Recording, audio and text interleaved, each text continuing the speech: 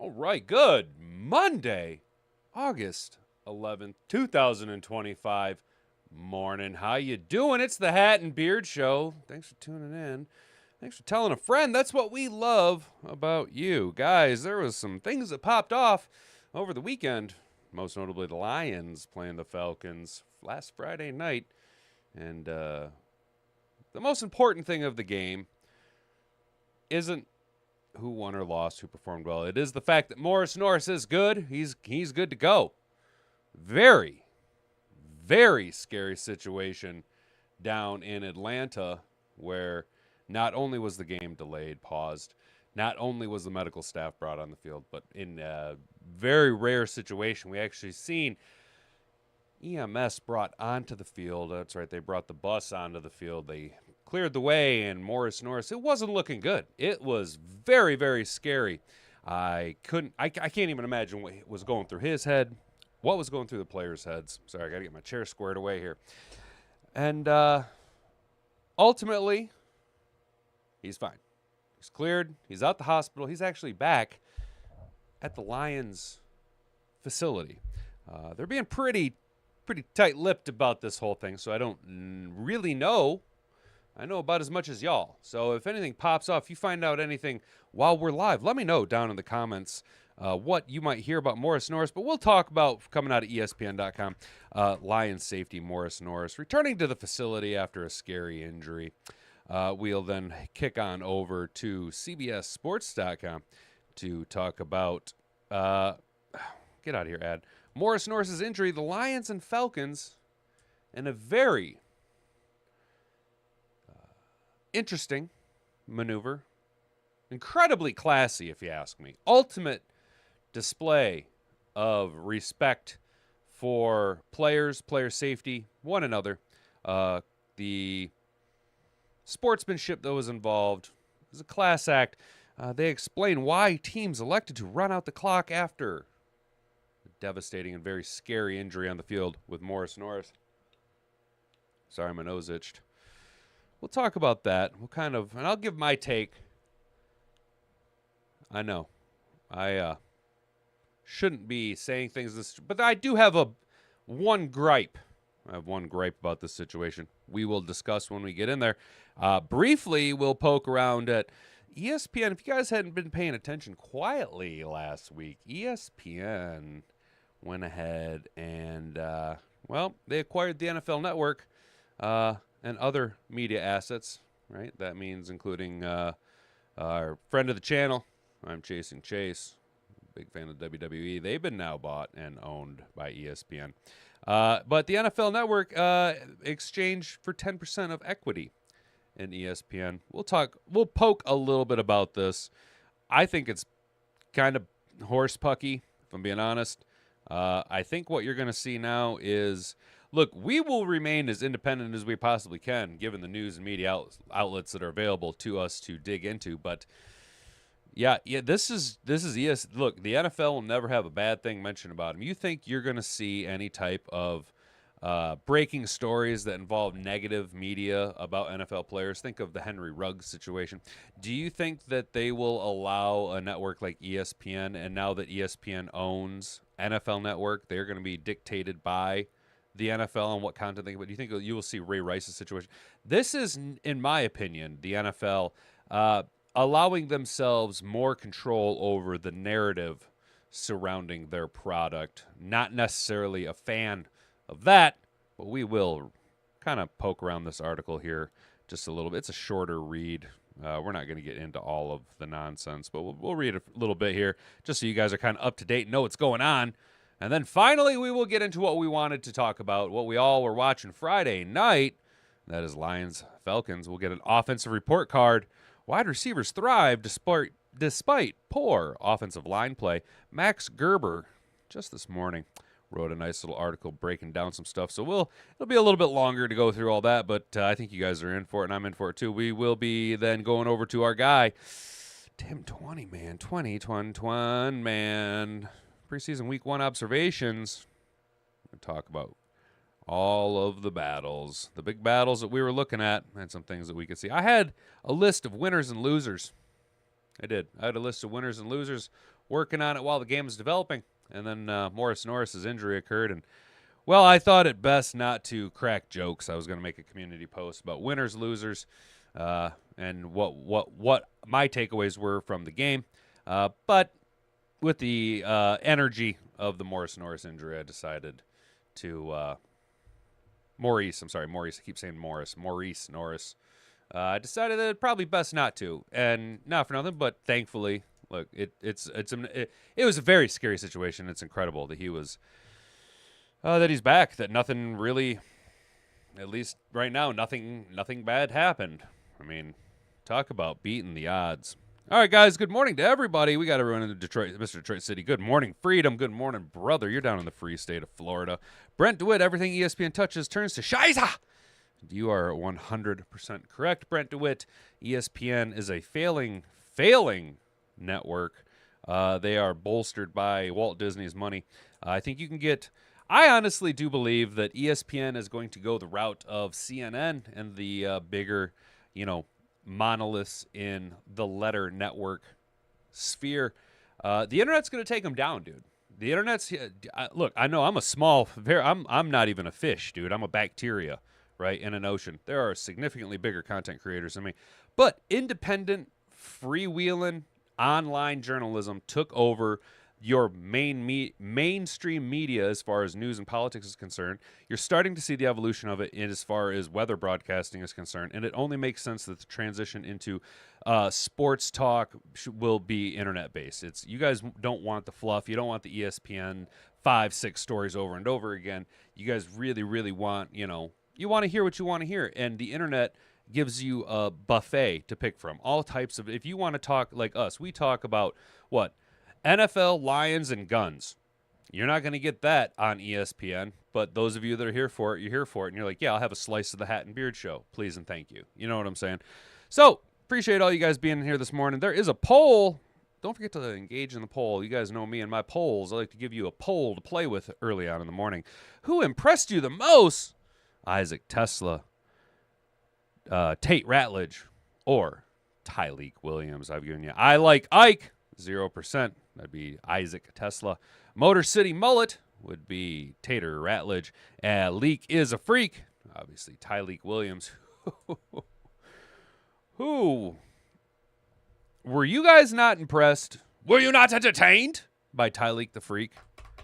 Dude was dominant along the offense or along the defensive line. He took control early on. Brad Holmes. Getting another rock star, looks like, in Tyleek the Freak Williams. And then, of course, we can't forget Manhattan's mid-maidens Tatas also up there, walking away with it. 50% of the vote so far. Appreciate all you guys tuning in and doing the things. Make sure to ring all my bells and buttons. Poke the like button. Hit it with the old 2-piece and a biscuit on your way down to the subscription button, where if you're new here, feel free to subscribe to the channel, ring that notification bell so that you can be notified every time we go live Monday through Friday, 10 a.m. to 11 a.m. here at youtube.com. It is the Hat and Beard Show, the largest, fastest growing NFL and Lions content creation station, broadcasting in the 10 a.m. block, exclusively broadcasting from Grandma's Studio 1. The number one thing you can do now is do that heavy lifting. Build those quads, get those Atlas-like shoulders, and share this video around with all of your friends and family. Look, I get it. A well-cultivated and manicured social media footprint is more important than really sharing this around. So we can do a dirty little back alley deal here. Two things. One, if you want to avoid tainting your social media presence by admitting to being a fan of the Hat and Beard Show, just copy this link down on your clipboard. That totally makes the algorithm think that.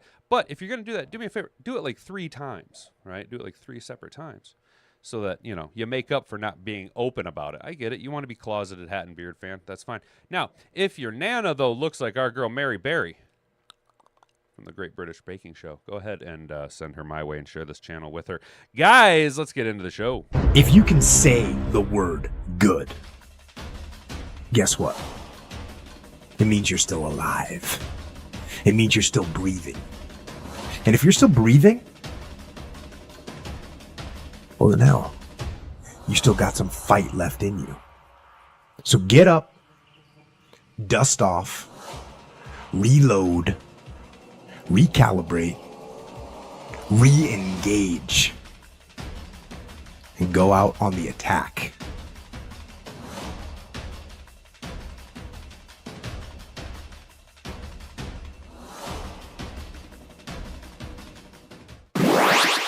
Hell yeah, Mr. Detroit City. He says he's got 25 VPN browsers open, all sharing the link to each other. AI growth, baby. I get it. That's a funny joke, man. But still, you guys feel free to share this around. It doesn't hurt. We're going to walk on over to ESPN, ironically enough, ESPN.com. Morice Norris at Lions facility after scary injury. Detroit Lions safety Morice Norris was at the team's training facility with teammates Sunday, 2 days after he was taken off the field in an ambulance. This is a very rare occasion, pretty scary to see, late in a preseason game against the Atlanta Falcons. The person who spoke to the AP on conditions of anonymity because they were not authorized to share the details said Norris was released from an Atlanta hospital and returned home Saturday. Norris shared a social media post days after he was injured saying he's okay and thanking people for their support. Norris was in stable condition late Friday night after he was attended to for about 20 minutes by medical personnel and taken to an Atlanta hospital. Norris, who's 24 years old, was hurt with 14 minutes and 50 seconds left in the preseason game after hitting Falcons running back Nathan Carter. He hit Carter with his face mask facing the running back's midsection, and his head snapped back after assisting on the tackle. When play resumed, Atlanta Falcons quarterback Emory Jones snapped the ball, and players on both teams held hands and bowed their heads in prayer. Classy, iconic. That imagery should go into the record books. That was a very impressive display of companionship, camaraderie, and sportsmanship. Detroit's Dan Campbell and Atlanta head coach Raheem Morris decided not to finish the game. Norris, a former Fresno State standout, played 2 regular season games and one in the playoffs as a rookie in 24 after earning a spot on the team as an undrafted free agent. So you guys know that. We all watched that. It was, it was scary. The play. Did you guys watch the play? Did you see the play? It was this image right here. This is should be a pretty iconic image. The play, I mean, look, I was watching it. I knew that something had happened because the way Norris was laying on the field right after the tackle and the way players were reacting, his body was incredibly limp. They were gone for break, bring on staff on, staff off. And the running back for Atlanta, he looked pretty shook up over it. And you could see kind of on the players' faces, I don't want to say concern or fear, but not a desire to play the game that night, right? And I get it. You're a professional athlete. This is part of what's involved with the game. But at that time, let's be honest, I thought he was fucking paralyzed for sure. At one point was like, oh my God, he died on the field, pulled a Damar Hamlin type situation. You know what I'm saying? I was pretty sure that cat was paralyzed. I mean, I didn't see any thumbs up movement. There was a brief shot of them loading him into the ambulance where he was blinking, so clearly he wasn't dead. But I was like, well, he either died or that motherfucker's paralyzed for sure. I got home and I told Hat and Boobs, I was like, well, he's clearly paralyzed. Like there's like you can understand in a preseason game why the teams might not be worth it, and this might give more leverage to a reduced amount of action, contact, or games in a preseason played. Because, I mean, let's be real, this could have not only been a career-ending injury, but a life-changing injury for him and everybody in his circle. You know what I'm saying? And Morice Norris has really been grinding it out. He's been making splashes here or there. He's trying to make this roster. You know what I mean?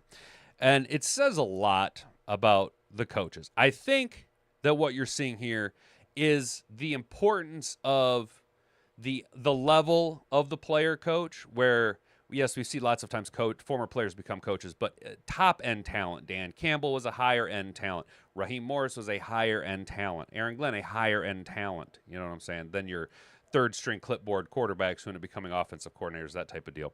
And I think they both understood the reality of the situation. And it's a big deal for them to do what they did here, okay? Because, look, we are talking week 1, week 2, right, of a preseason game in the fourth quarter, and things were starting to kind of click together for everybody, right? We were starting to see guys put some good tape together at various points. And every guy on the field at that time, nobody on the field was guaranteed a roster spot. Every single player on the field at that time during the game was playing for their job. They were trying to justify an NFL franchise giving them a season-long contract and paying them X millions of dollars. They are playing for their future, right? Fourth quarter, preseason week 1, hell, you're just trying to get through the first round of cuts. You're trying to make it through from the 90 to the 72. Don't they have to cut it down eventually? Let alone the 53. And for all of these guys to willfully understand what needed to be done, and willingly all of them say, you know what, in solidarity with our guy, Morice Norris, we are all going to remove ourselves. We are all going to opt out of the opportunities. We're going to take a step back.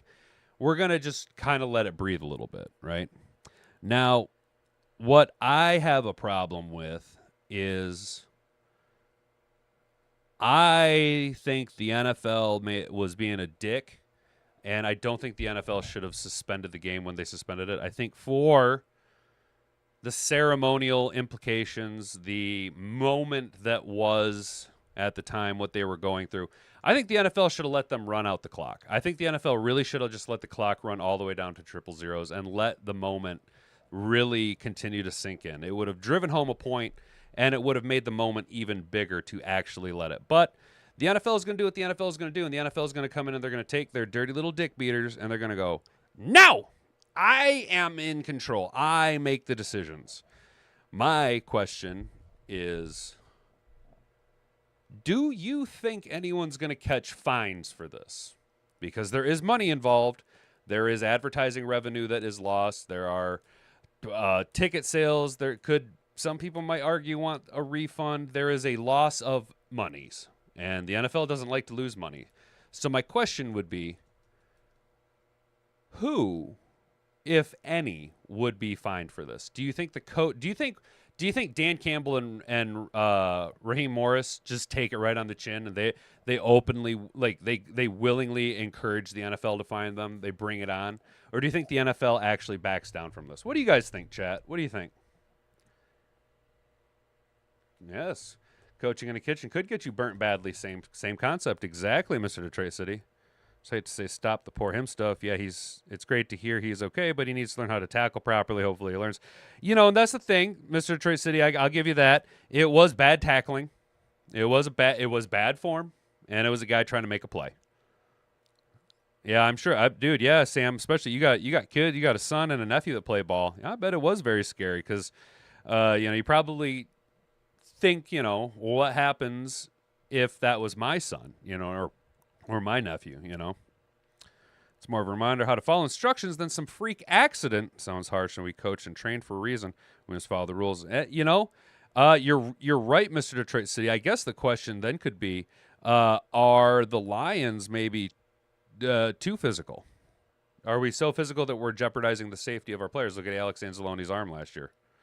High-stakes restaurants, I've had people cut their fingers. Ugh.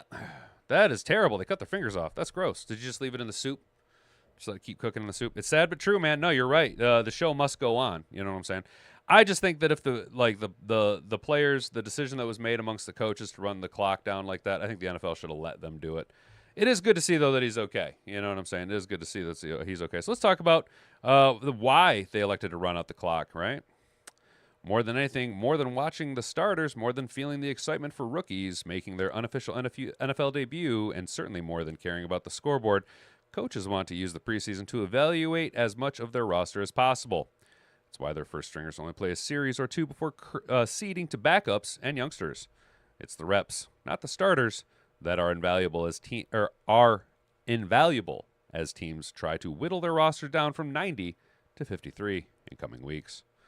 But Friday night, those priorities changed. Nothing mattered more than Morice Norris's health. That's a Morice Norris's health. The Detroit Lions cornerback suffered a serious injury when his head snapped backwards after colliding with the thigh-knee area of Atlanta Falcons running back Nathan Carter. On the first play of the fourth quarter, Norris appeared to lose consciousness thereafter. Norris received medical attention several minutes before being loaded into an ambulance. The Lions broadcast crew noted that Norris was blinking his eyes when he was taking off the field, and Coach Dan Campbell said postgame Norris was breathing, speaking, and had some movement. Later Friday night, the Lions announced Norris was in stable condition with feeling of movement in all of his extremities. It's left an eerie sense at the Mercedes-Benz Stadium, one that turned into both teams electing to run out the final 5 minutes of the clock and ending the game. Falcons quarterback Emory Jones took a snap and held onto the ball, and members of both teams gathered at the center of the field. The NFL officially suspended the game with 16:19 remaining, with the Lions leading 17-10. Falcons coach Raheem Morris is a class act, Campbell said. He's the ultimate class act. We agreed it just didn't feel right to finish the game. That man is a class act. Always has been. Well, good to know that when Raheem Morris gets fired from Atlanta and Calvin Shepard ends up becoming the head coach someplace else, Raheem Morris could be the defensive coordinator for the Detroit Lions. It's just an eye opener, Campbell continued. It hits a little different and it puts things into perspective. I tell you what, man, that's a violent game. We love that. But when stuff like this happens, the silver lining is the brotherhood. To see all those guys from that team, our team, kind of come together and everybody is thinking about another player, it just means a lot. I told them we were taking knees, and they are and we are until thing's over, he said. The kid just wants to get better every day. I don't even know what else to say. We'll have some team members stay back. We have some players who want to see him. I know his mom is with him. Morris explained in his proceedings as well, there's not a lot of times that happens, Morris said. I can't sit here and tell you I have been through seen a lot of those. I don't think any of us have. That was the moment, the decision. It was the right thing for both football teams. Players agreed with the decision to suspend the game. I don't think anyone on that sideline wanted to play, said Lions quarterback Kyle Allen. We weren't part of that decision, but you could just look into everyone's eyes and see it wasn't worth it. Thoughts are heavy right now, said Casey Washington, Falcons wide receiver. That was hard to see. Thoughts and prayers go out to his family. Some things are bigger than football in situations like that. All you can do is pray for his family and hope that he's all right. It was rough. We're just trying to show respect to him, and that's, I think, where everyone's thoughts are at right now, said Easton Stick. Those quotes, of course, are coming from players who are facing roster battles as well. Allen had come off the field just 3 plays earlier after throwing his second touchdown pass of the evening. Rebounding after a difficult Hall of Fame game, Stick and Washington are pushing the 53-man roster spots of their own. In an ideal world, of course, players like those 3 and plenty more want to see the game finish out. But Friday, with their livelihoods potentially on the line, Norris's life took precedence, and rightly so. I agree with it. If it wasn't preseason, obviously you'd have to let the game continue. But I agree with it. I think it was a classy move. I would have liked to see him just run the clock out. Let the league let him just run the clock all the way out. You know, it was big. It was a scary situation, man. It was a scary situation. Hey, morning, Chase. What's up, dude? Yeah, see, Carrie, you see what I'm saying? Carrie, they should just let it run out. Just let the clock run out. You know what I'm saying? It was a class act on Friday. Yeah, Chase, I agree with you there. I agree with you, bro. It was great to hear Norris was already back at Allen Park. Amazing. Good fortune. Yeah, dude. Is he done, though? Is he done with football now? You know what I'm saying? Does he hang up the cleats and say, yeah, I'm good. I'm going to pass on that. How we doing, poll? Hey, climbing up the ranks. Got 6 votes. Who impressed you the most? Tesla, Ratledge, or Williams? I like Ike with 33%. Man, Isaac Tesla is a special player. He's a special kid. The Motor City Mullet with 17%. Leak is a freak with 17%. mildly disappointed with Tater Ratledge, very pleased with Tyleek the Freak, and then with 33% tied with I Like Ike as Manhattan's Mid-Maidens Tatas. Let's go. Let's go. All right, guys, make sure you click all the buttons, ring my bells, and poke my buttons. We are going to talk about some boring shit real quick here. Good to see you in the show, though, Chase. This is kind of tying to you. ESPN acquiring NFL Network, other NFL media assets in exchange for 10% equity stake in ESPN. ESPN, a subsidiary of the Walt Disney Company and the National Football League, announced on a non-binding agreement under which ESPN will acquire NFL Network and certain other media assets owned and controlled by the NFL, including NFL's linear RedZone channel and NFL's fantasy, in exchange for 10% equity stake in ESPN, which means I look, I'm not just trying to sound like everyone else, but RedZone's just going to become a commercial. RedZone will turn into like you guys remember the TV Guide channel? That's what RedZone's going to turn into. Yeah, the WWE is now split between 4 cable channels and streaming services now. Yep, Chase, you're right. That's why I said this kind of pertains to you, because I've seen a blurb. This ties into the WWE. Now, does this mean, though, that you'll be able to have cable access to pay-per-view channels? Mr. Tri-City, glad Norris is doing better health-wise, but if his football career ends, everyone needs to remember it's not from the injury. It's because he isn't a very good football. Hey, and that's the thing. Yeah, it wasn't the injury that knocked him out. If this does put he was a cusp guy, and the reality of the situation is you could continue to jeopardize your future, or you could, as I advocate for regularly, walk away from the game while you can still walk away from the game. Now, Morice Norris, if you want to maybe go into the podcasting sphere, hit me up, dude. Let's do a show. Let's do this. Hat and Morris, you know what I'm saying? Hat and Maurice, you know what I mean? Let's do this. But yeah, you can't blame it on the injury per se. The injury will be a major weighing on the tipping the scales. Like, look at what the injury. You almost lost everything, not just your career, but your livelihood and your damn near your entire existence. You're a bubble player. Maybe it's time to hang him up, bud. You know what I'm saying? Yeah, he was on the bubble for sure. So right now, Monday Night Raw is on Netflix. Oh, okay. NXT is on the CW. Friday Night SmackDown is on USA. And PLEs, that's what they used to call. Okay, PPVs. So PLEs or pay-per-views are currently on Peacock. So you still have to pay for Peacock to get the premium package to be able to watch pay-per-views. So you still got to pay to watch it anyway. Wow, dude. I also don't like the fact that Raw is on Netflix. I don't have Netflix, so I could never watch Raw. That's really whack sauce, dude. I do not like this. Those transactions between America's most popular sporting leagues and now the world's most innovative sports media leader are designed to set a new standard for how professional football is delivered, experienced, and celebrated by fans. This new relationship brings together some of the NFL's premier media brands and fan engagement platforms with ESPN's deep experience in producing and distributing high-quality and innovative sports programming. They're also woke as hell. ESPN intends to deploy its resources and expertise in the development of NFL Network. Why? The NFL Network was the largest, and I'm not just saying this to quote like what I say, the NFL Network was the fastest-growing channel in the history of cable television. So what are you going to ESPN? What are you going to do? You're going to make some innovative decision like, hey, maybe we should stop fucking with the cast of Good Morning Football and keep the OGs intact because that sold and people liked it. Maybe we shouldn't have a rotating cast of 8 different people. Maybe it should be more than just Kyle Brandt and Jamie our girl Erdahl as the regular host.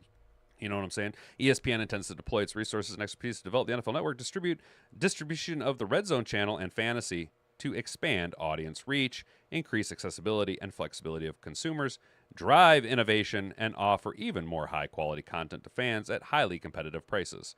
Or just remove competitive and just put at high prices. As a result of the sale, NFL programming will be available on more platforms than ever, including ESPN's upcoming direct-to-consumer DTC service, while remaining on cable, satellite, and leading streaming providers. ESPN's DTC offerings will deliver an array of NFL content to subscribers. What is DTC? What the fuck is this upcoming direct to consumer? What does that mean? And I just catch clips of NXT online. Oh, so right now I have my dad's Sling account to get USA. Yep, I use my girlfriend's Netflix for Raw. I use my own Peacock.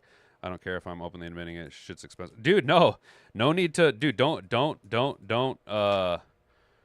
fucking poo-poo that, dude. That shit's expensive, bro. They are nickel and diming us into poverty, bro. They're nickel and diming us into poverty, dude. How the fuck are we all supposed to pay for all these damn services? And what is DTC? What does direct-to-consumer service mean? Does that mean another subscription that in 3 years they're going to run ads on? Damn. ESPN is $30? Wow. Yeah, dude, it'd be cool if D-Mac... Yeah, dude, Darren McCartney is big into the wrestling shit, bro. Darren McCartney's huge for Detroit, bro. I like listening to his takes on Woodward. Yeah, I don't like this DTC stuff. I don't like the idea of having to pay for more. I like NFL Network as it... Well, actually, I like NFL Network as it was. And now it's a little bit more fluff, a little bit too much talking heads. I actually feel like NFL Network's trying to be too much like ESPN, you know? I liked NFL Network when it was OG and they had, like, you know, greatest games and... You could watch old school shit. You know, I like learning about old history players. This is just me being old, but I miss the History Channel when the History Channel was the History Channel. I miss the NFL Network when the NFL Network was the NFL Network. You know what I mean? Yep, Brent, exactly. DTC sounds like another way to add an additional charge. My guy, exactly. So if I want to keep up with the PLEs, which are the ones you want, I got to now pay an extra $20. Gross, Chase. Dude, you guys are, you feel me, right? They're just nickel and diming us, dude. They're just nickel and diming us. I do not like this. I do not like this at all. I also feel like then, with the NFL having now a larger stake in ESPN, they have more control over the narrative. I really do believe that this means you're going to hear less of the dirty information. Look, man, the NFL has a very powerful thumb, okay? And ESPN has already shown that they will cave to the pressure of the NFL Network. Okay, let me cite this example. Playmakers, ESPN. Y'all remember this show? Y'all remember this show from 2003? Good luck finding it anywhere. This was a little show called Playmakers. Okay? Playmakers was a show about a fictitious football team. And it had to deal with all the behind the scenes and the nitty gritty of the day-to-day interactions of what players go through in the NFL. And it was really good. It was a really good show. And there is one season of it. Look, it's got an 8.4 out of 10 on IMDb. How many episodes was there? I think 8, 9, 10, 11, 10 episodes. There was 10 episodes, okay? And you can't find it anywhere because the NFL told ESPN, this was back in 2003. This was 20 years ago. The NFL told ESPN, you will stop producing this show because you are hitting too close to home.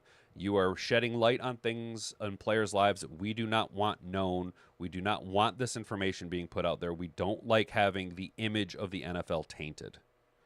And ESPN caved to the thumb of the NFL without the NFL having any ownership stake of ESPN. Now, the NFL has an even heavier thumb to apply pressure to whatever stories they want that come out of ESPN, which means that they can dictate the narrative, which means you will hear less about Henry Ruggs, less about Ray Rice, less about insert player getting in trouble, less the stories of Tyreek Hill. No, those will get squashed outside of independent internet media that can dig for stories from smaller journalism groups, anything outside of ESPN. You know what I mean? Now, this does open up an avenue for the other industries, your Foxes, your CBSs, to maybe become the hard-hitting journalism that they think that they are, and allocate more resources into picking up the slack where ESPN now will be dropped off from. That's just my take on it. Does that make sense? They got rid of the NFL Blitz video game, which was way too more realistic. Yes, dude. You're actually not that far off, Mr. Detroit City. Yes, Blitz was a little insane, but you weren't that far off, dude. You know? There's a reason why the NFL only lets one video game manufacturer produce an NFL simulation game with the NFL brand on it, and so they can control exactly how things go. NFL said, don't show the injuries and show the guys shooting up. Yes, dude, it was the injuries, it was the guys shooting up, and most importantly, it was the scene where the younger running back, I can't remember the guys' names from Playmakers, where this cat, the younger running back, was trying to pass a drug test. And they straight up showed a scene where he gets another dude's clean piss and then has a catheter jammed in his own wiener and then fills his own bladder with another dude's piss that's clean so that he can go and take a drug test and not piss hot. You know what I'm saying? Then we're going to let teams supply smelling salts. No way! Really? Mr. Detroit City, they're not going to let them use smelling salts anymore? Oh, dude, smelling salts are legit, like, kind of cracked, bro. They're kind of a hack to get up and get moving, get on with it. You know what I'm saying? Psh, I believe you, dude. I believe you. I believe you. Hey, what do you guys think about this shirt? I just picked up this shirt this weekend. What do you think?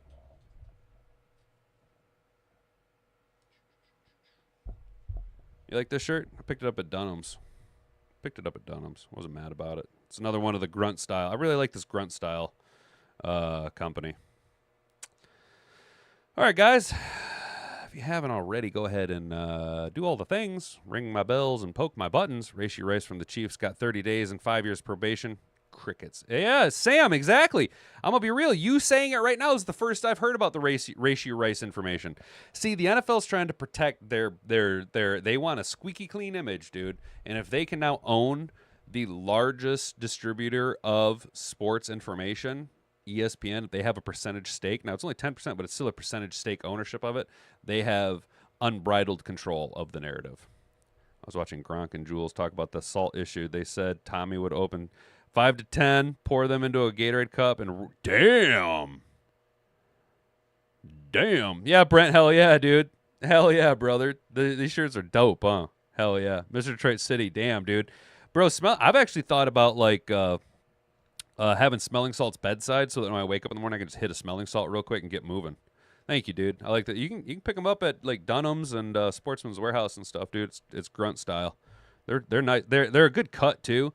So, like, you know, I'm 6'4", 240, and I got, like, a lot of shoulder and a lot of chest, but I don't have, like, a big belly, you know what I mean? And shirts that generally fit the shoulder and chest that I have tend to do, like a sundress style. Like, I look like I got a fucking bell of a shirt where just, like, it's all flowy, and I got to bunch them up and tuck them in. These grunt style, dude, they like, kind of taper in along the core, but they're not, like, super aggressive where they really hug your beer belly like I got. You know what I'm saying? Like, they're fresh, dude. They're fresh. I like them. Check them out. All right, guys, over at Pride of Detroit, this is what we're here to talk about. This is what we're here. Oh, you dig it, Chase? Hell yeah, brother. Thanks, man. Lions Falcons offensive report card. This is from Pride of Detroit, Max Gerber, handing out grades for the Lions offense after their performance against the Falcons. As a pick of a black dude far left showing the size of a dick. Oh, Mr. Detroit, that's funny. I'm not gonna read that on air, dude, but that's funny, dude. I like where your head's at. Despite a 17-10 win over the Atlanta Falcons on Friday night, the Detroit Lions offense had many moments that were far from perfect. With injuries impacting a few positions, their lack of depth put some young players into the action early in the game. Here's how each position group graded out based on their performance and production in the team's second preseason outing. Correct me if I'm wrong, but did I see an article that said Colby Sorsdal is on IR and will miss the whole season? Oh, no. Whatever will we do without Colby Sorsdal? How will we ever surprise? What's up, broski? I guess my comments get no run today. LOL. Oh, dude, are you commenting, dude? Oh, shit. Broski, my bad, dude. Hang on. I had it on top chats. Oh, shit, I didn't even see. Yeah, dude, my bad, broski, dude. Brother, my bad. I had the little thing on OBS on top chat, not live chat, so I was only seeing some messages. My bad, brother. I'm sorry, dude. What's up, broski? Shit. ESPN went full woke libtard. Their shows are hosted by DEI hire race hustlers. It would be wise for the NFL Network not to go down that path. Broski. Ha ha ha. Ah, bro, you are 100% fucking right on that, dude. You are 100% right on that, dude. That's what I'm worried about is ESPN is woke as shit, dude. Damn, brother. I'm sorry, dude. Yeah, I didn't even see that, dude. It's because I had it on top chat, not live chat. My bad, bro. My bad, dude. What up, though? Hopefully you're having a good morning, dude. I agree with that, though. ESPN is woke as shit. Other than Pat McAfee, everyone else there is just a DEI hire like a big dick, dude. This is the first comment I've seen. Yeah, all right, so Mr. Detroit City, this is the first one you've seen from Broski, too, huh? What the fuck, dude? I'm sorry, Broski. I don't know what's going on with it, man. The other guys aren't seeing your chat either, dude. Sorry, Broski, dude. We'll get it taken care of, yo. Sorry, brother. All right, quarterback play. Look, guys. One of my big winners Friday night was Kyle Allen. Hendon Hooker should have never even made the trip back to Allen Park. Kyle Allen has won the quarterback 2 job. He looked like he took everything bad about the Hall of Fame game, learned from it, and performed a lot better. Yes, he still stares down his wide receivers, but Hendon Hooker did not take that step. He didn't take the step. And unless you're going to exclusively run him with threes, I don't see a reason for keeping him as any type of battle with Kyle Allen. I think now you put more eggs in the Kyle Allen basket as your backup quarterback. Kyle Allen looked a lot better than Hendon Hooker, and a lot better than Kyle Allen looked during the Hall of Fame game. It's almost like YouTube took the vaccine and now it's all fucked up. Mr. Detroit City, you're right, dude. Yeah, broski, how did the Bears look, dude? So you have to keep that.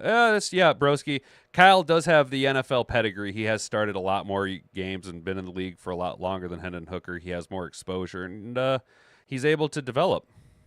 Stick on off and Helms on defense. Both were kicking our asses by themselves. Is it just me or is the game more physical? I think the game, or another game, they were more physical. I don't know, Sam. I think that I think we started out slow.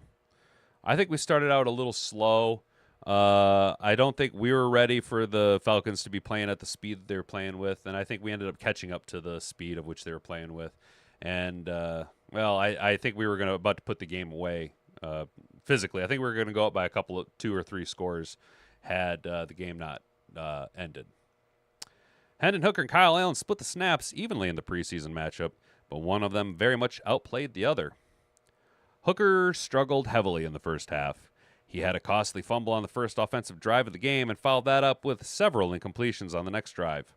He fumbled again later on, but that could be partially credited to his offensive line allowing a defender to slip right past them. Hooker finished the day with 7 completions on 10 attempts for just 38 yards. Allen looked like the better player out of the two once he came in near the end of the second quarter. He was nearly perfect passing, with just 1 incompletion on 8 attempts. Allen found rookie Isaac Tesla and Jackson Meeks for touchdowns, and also completed a nice 68-yarder to Jackson Meeks. I thought Jackson Meeks had a nice little camp, or a little outing. I think Jackson Meeks really took the opportunity of Dominic Lovett being out and made the most of his opportunity. Does this mean he makes it to the 53-man roster? Yeah, probably not, unless Fireball Tim Patrick or Collie Freeman hurt themselves, or Fireball Tim Patrick just walks out on the practice field today and just takes a big fucking shit right on the 50-yard line. Hooker is doomed. You're right, dude. I don't watch preseason at all. Literally, I don't watch. I do think the Bears starters should have played a full quarter. Instead, no starters played for the Bears. No shit, broski. I had to... With what's coming out of camp for the Bears, broski, I'd have thought Caleb Williams might have needed to get a little bit of repetition. But I guess they just decided to roll with Bagent, huh? Hooker is doomed, Sam. You are correct, my dude. I hope the rumors are true that we tied up Hendon, left him in ATL, snuck Kirk Cousins out in his gear, and they just like put a big hoodie on Hendon Hooker, or they put big hoodies on Hendon Hooker, and then they put the exact same big hoodie on Kirk Cousins, and they just smuggled him out and left Hendon Hooker there. I hate to be giving up on Hendon Hooker, but I have to at this point. I have to give up on Hendon Hooker. Oh, let's talk about the running backs. Ooh, the Jabari Smalls has been cut, settled with an injury settlement. Ooh, boys, did I not tell you that Jacob Sailors was going to be a problem? I told you, Jacob. Look. Jacob Sailors. I'm gonna stand on this for a minute here. I like Craig Reynolds. Okay. Jacob Sailors is a better running back than Craig Reynolds right now. Jacob Sailors should be our number 3 running back. Jacob Sailors is a very good player. It's often difficult to assess running back play without also considering the offensive line. With no Sione Vaki and Kyle Robichaux now on injured reserve, Detroit rolled out a trio of Craig Reynolds, Jabari Small, and Jacob Sailors in their backfield. Reynolds got the bulk of the carries early on and did not get a longer run than 6 yards in 6 carries. Small struggled just as much as Detroit's reserve offensive line. The bright spot of the group is former UFL standout Jacob Sailors. Sailors carried the ball 9 times and gained 35 yards. He had great vision and ran through a few tackles, easily looking like the best running back of the group against Atlanta. He also contributed in the passing game with 2 catches for 14 yards. I thought he was very productive. I think he looked a lot better than Craig Reynolds. I really do. I think I know Craig has familiarity, and we like Craig Reynolds. He's a fan favorite, and he'll probably be the 4th running back on the team. I don't think we're going to be able to keep Sione Vaki on the active roster. I don't think Kyle Robichaux will be on the active roster. I think we do roll with 4 tailbacks and 1 fullback. Okay, so 5 running backs on roster. Jacob Sailors ran more aggressively, had better vision, better cuts, better hands, better pass blocking than Craig Reynolds. I think Jacob Sailors is the locked-in number 3 running back. Maybe Hooker's former teammates, wide receiver Velez Jones, can get him a job flipping burgers with him at 5 guys. That's right, Hendon Hooker, you either need to go to the UFL or it's time for you to put the fries in the bag, my guy. Wide receivers get an A. The wide receiver group carried Detroit's offense throughout this game. Tesla showed his deep ball ability and made 2 really good plays, including his aforementioned touchdown. He also had some routes that showed strong separation skills to get wide open, though he wasn't targeted on them. Undrafted rookie Jackson Meeks had the play of the game with a 68-yard catch and run. The former Georgia and Syracuse wide receiver put his quickness on full display against the Falcons, making a touchdown grab in tight coverage for Detroit's 2nd score of the game. Here it is. No, I don't feel like going to X to watch it. Sorry, fellas. Ronnie Bell and Tom Kennedy each were also strong contributors who made some big plays for the Lions. Bell had 2 catches for 26 yards, while Kennedy made 2 catches for 14. Ronnie Bell also was getting down there in the nitty-gritty in the run game. I don't know if you watched it. Kind of watched him get down in it. I almost have an itch to buy the new Madden just to cut Hendon. Hell yeah, Mr. Detroit City. I think I would do that. I would have to buy a new PlayStation and the new Madden, which I might do it just to immediately cut Hendon Hooker as fast as possible. Get that tingle lightning bolt through my body. Former Tennessee teammate. Yeah. Bro, I see what you're saying. Yeah, his former Tennessee teammate. I see what you're saying. Yep, for sure. Tight ends get a B+. Now, correct me if I'm wrong, but did I see? Yep, Kenny Yeboah, now on IR. While the tight ends were not utilized much in the passing game, their blocking and route running should still be commended. Shane Zylstra got the start for the offense and has a nice safety net for Hooker, bringing in 3 catches for a whopping 8 yards on some short routes. Kenny Yeboah was almost exclusively used as a blocking tight end, while Zach Horton resumed his role as the fullback. Horton has laid out some key lead blocks for Detroit so far and could start making his case for a roster spot if his play continues, particularly with Yeboah. That sucks. Our free agent tight end acquisition, Kenny Yeboah, now on IR. Offensive line gets a big stinky F. I wish there was a lower grade that I could give for the offensive line group. It's easy to blame injuries for the lack of quality depth across the line, but that doesn't excuse how this unit played. Detroit lost reserve tackle Justin Herron to an arm injury before the game even started, while Tristan Colon and Colby Sorsdahl exited the game early due to injuries, and Colby Sorsdahl is now on IR. Let's focus on the positives. First, Giovanni Manu played the entire game at left tackle and looked much better than he did in Detroit's first preseason game. Second-round pick Tate Ratledge appeared in this game for the first few drives on offense and made it clear he's light years ahead of other players in his position group. The rest of the league on offense, the rest of the players on the offensive line didn't shine as brightly. Kingsley Ekugan was called for a holding penalty, and the unit a whole allowed 3 sacks just in 3 quarters of football. Both Kyle Allen and Hendon Hooker were forced to scramble out of the pocket multiple times in passing situations, and the running backs did not have open up for them until late in the game. And the offensive line was not shining or even sterling. They were bad. The tight ends were okay. Zach Horton really starting to separate as the fullback, and now with Yeboah on IR, Zach Horton should make the roster. We got these 3 good tight ends with Sam Laporta, Brock Wright, and Shane Zylstra as a backup. Really good route running and pass-catching tight end, not really known for his blocking, but Horton will be a good fullback. Jackson Meeks definitely was a winner on Friday night, as well as Isaac Tesla. Tesla continues to trend upwards. Even when the ball's not in his hands, he's making plays. He's working hard. He's showing you exactly why Brad Holmes considered him to be his number 1 wide receiver, or his favorite wide receiver in the draft. Running backs, Jacob Saylors really separated himself from the rest of the pack. The only competition he has for that 3rd spot, in my eyes, right now would be Craig Reynolds. But I think that Jacob Saylors definitely should be that guy. Jacob Saylors is actually a guy who's talented enough where it's not in case of fire, break glass. It's we don't necessarily feel that bad rotating him out on the field for 5-6 plays with both Monty and Gibbs healthy. You know what I'm saying? We're not going to be necessarily uncomfortable with him taking a couple of snaps, a little bit of work here or there, just to kind of mix things up, right? And then, Kyle Allen wrapped it up, right? Kyle Allen wrapped it up. He won. He won the quarterback 2 battle. Over in the chat, bring back Jake Fromm. Brent, I really was confused why we let Jake Fromm go. I thought Jake Fromm was a good backup and practice squad quarterback that could compete for that number 2 spot. I thought Jake Fromm was better than Hendon Hooker. Horton, Lynn, and Kennelly probably making the 53. Horton and, yes, Brent and Kerry, I agree with you. Yes, that was another one of my winners. So my big winners, I had 2 big winners Friday night, and that was Kyle Allen and Nate Lynn, the defensive end, who was able to get a big sack closing in on the quarterback. He was putting pressure on all night long.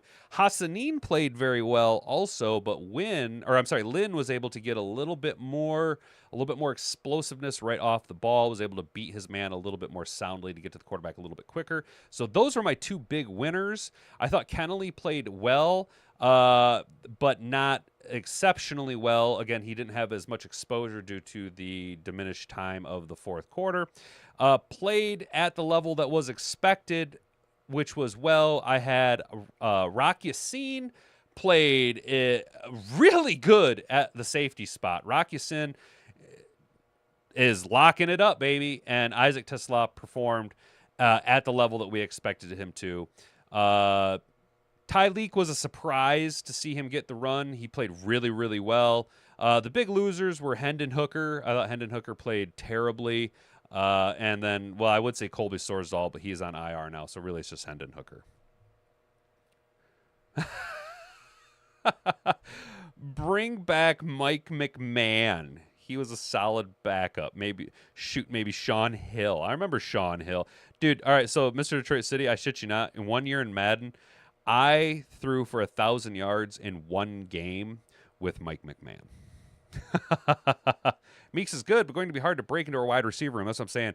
Meeks is making a case for himself, but there's just too many guys ahead of him right now.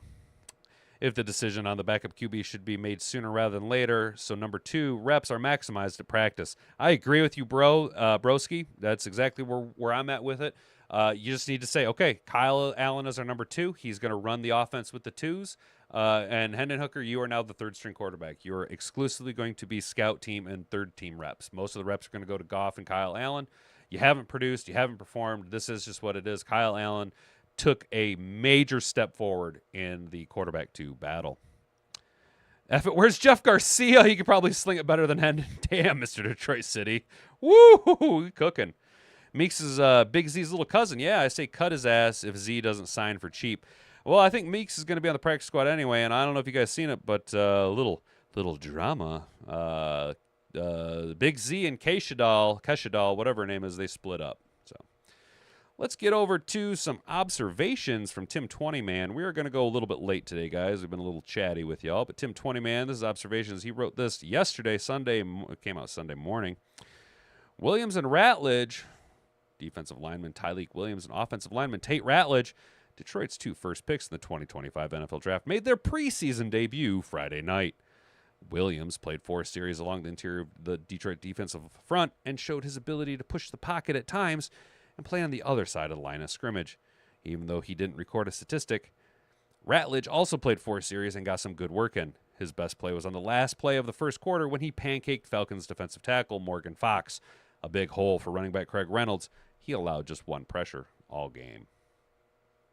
Hooker versus Allen. The Lions still figuring out who will be Jared Goff's backup quarterback. Up to this point, neither Hendon Hooker or Kyle Allen had really separated themselves from the other, but Allen had the better performance Friday night. Allen came into the second quarter with a lead on an 80-yard scoring drive on his first series and finished the game 7 of 8 for 120 yards and 2 touchdowns, no turnovers, and a 158.3 passer rating, a perfect passer rating.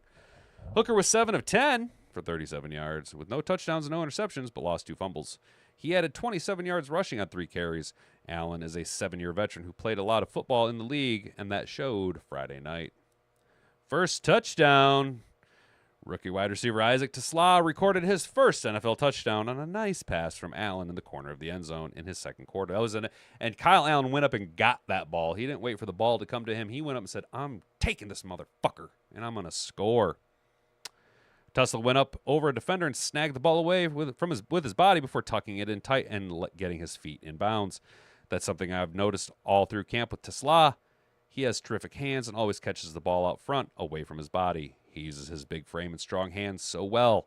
He's also a terrific blocker, which he showed off in the game. Edge rush. It was good to see the Lions generate some pressure from the edge early in the contest. Veterans Al-Qadim Muhammad was right in the middle of it. He nearly got a sack on the second play of the game and then got to the Falcons quarterback Easton Stick 2 plays later. He finished with 2 tackles, a sack, a tackle for a loss, and a quarterback hit. Muhammad played 255 snaps on defense for Detroit last season with 3 sacks and 4 tackles for a loss. Edge rusher Nate Lynn also had a sack versus Atlanta.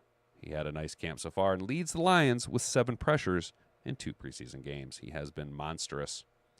Special teams, training camp, and the preseason are all about cleaning up mistakes and fine-tuning all 3 phases before the start of the regular season. The Lions need to clean up some things on special teams moving forward. In their first preseason game, the unit had 2 turnovers and 2 penalties. Friday night, they had 4 more penalties. Some of these young players on the roster bubble are going to make the team based on their special teams play. So far, through 2 games, the special teams unit hasn't played clean football. Coming back strong, undrafted rookie wide receiver Jackson Meeks started Friday's contest with a drop on a 3rd down play that would have kept one of Hooker's early drives rolling. Meeks rebounded nicely, showing off terrific speed, getting behind the Falcons' defense for a 68-yard reception and following that up with a 1-yard touchdown grab.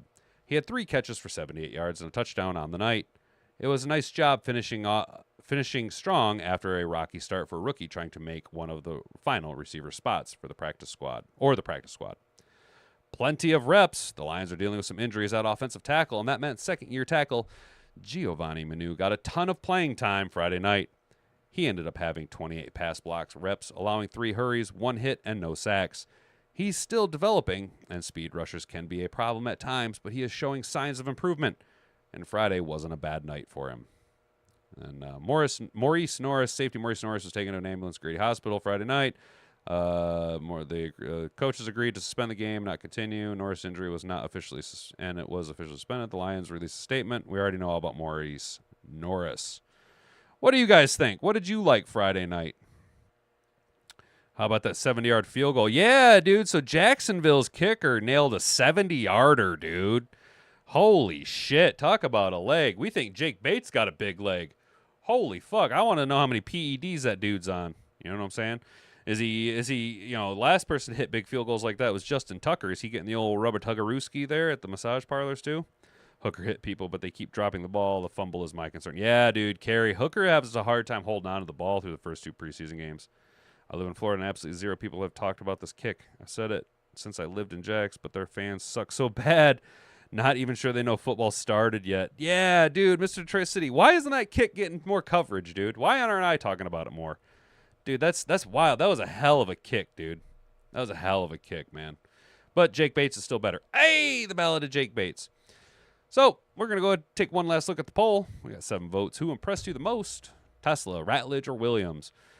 Wow, this poll's really shifted throughout the morning. 29% of you say you like Ike. That'd be Isaac Tesla. 14% of you said the Motor City Mullet impressed you the most. Leak is a freak, and it was on full display. I am very confident. I am very, very confident now in Tyleek Williams. Holy shit, that guy's going to be a problem for the NFL. And then 29% of you said Manhattan's mid-maidens tatas were what you impressed you the most on Friday. We're going to close that poll down. Appreciate each and every one of you that took part in today's poll action. I want to say a shout-out to all of you down in the chat today.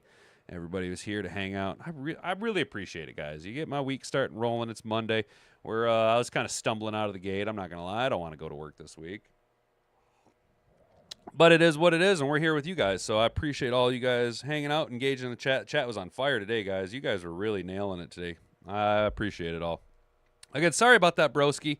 I'll make sure and I'll double check the live chat in the top message thing before we go live, just to avoid all that. I'm sorry about that, bro. I am sorry about that. That's bullshit, dude. That's bullshit that all your chats just got fucked. I'm sorry, dude. That's lame sauce.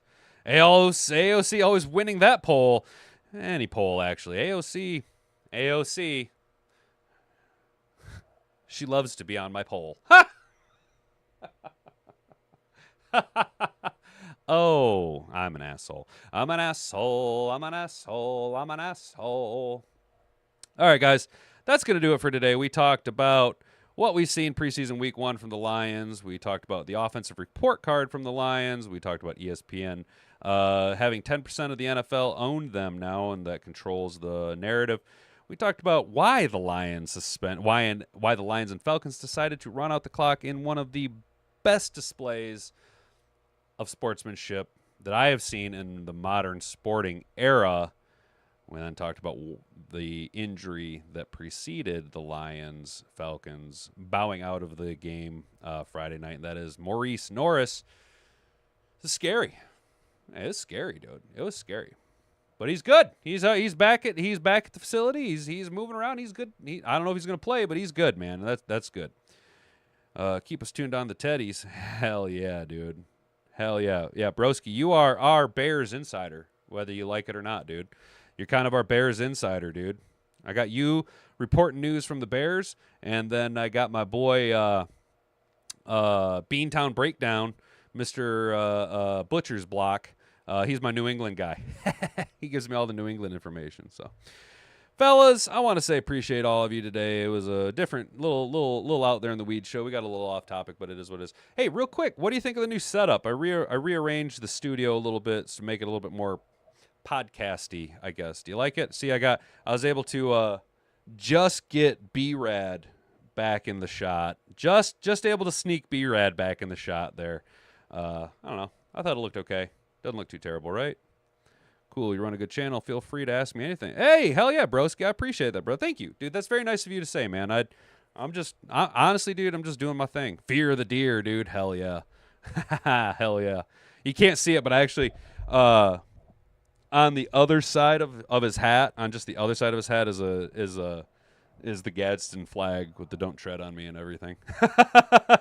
So, All right, fellas. Appreciate you. Thank you, Sam. Appreciate it, dude. Thank you. I was a little worried about it, but I wanted to be a little bit more solid on the camera, so I'm not twisting as much on camera, because I had this bad habit of twisting really hard and doing leaning out of camera or out of frame. So watch out, AOC gonna try to sit on it. Bro, she's a freak, dude. She's a freak. I got to keep B-Rad away from the Manhattan's mid-maiden. All right, guys. Thanks for tuning in. Thanks for telling a friend. It's been a great day. Have a good rest of your day. We'll see you guys tomorrow at 10 a.m. here at the Hat and Beard Show. I've been Hat and Beard. You've been an attentive audience. Until tomorrow morning at 10 a.m. Bonga bonga. Frig off.